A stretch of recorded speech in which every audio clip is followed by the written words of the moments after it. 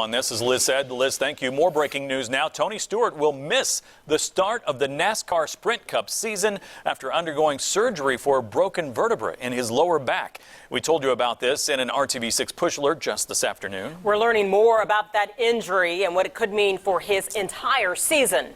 RTV6 Sports Director Dave First joins us with that. Dave? Guys, thanks. Good evening. There was a lot of expectations for Tony Stewart's final Sprint Cup season, a retirement tour for the three-time series champion.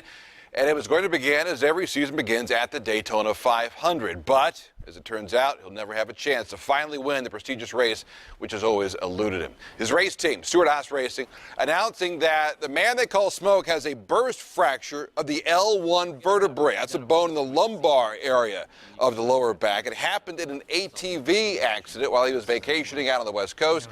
He was flown to North Carolina Tuesday, where he underwent surgery on his back yesterday. The team's saying the time that he needs to recover will make him miss the beginning of the season. Again, the Daytona 500, which starts, by the way, on February 21st. From there, there's no word on just how long he'll miss.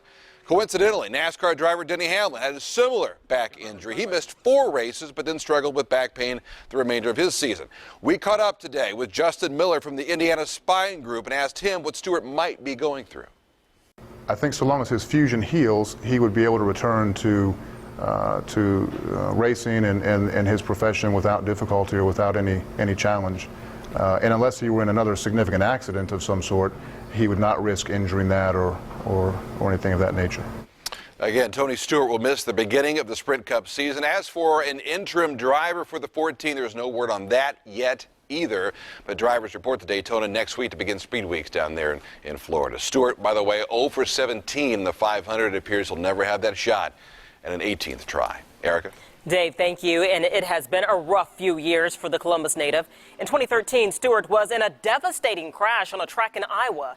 He broke 2 bones in his right leg and had to step away for most of the 2013 season. And in 2014, Stewart was involved in an on-track accident that killed Kevin Ward Jr. Ward was struck by the right rear tire of Stewart's car during a sprint car race. Stewart did not face criminal charges. More breaking news now. Former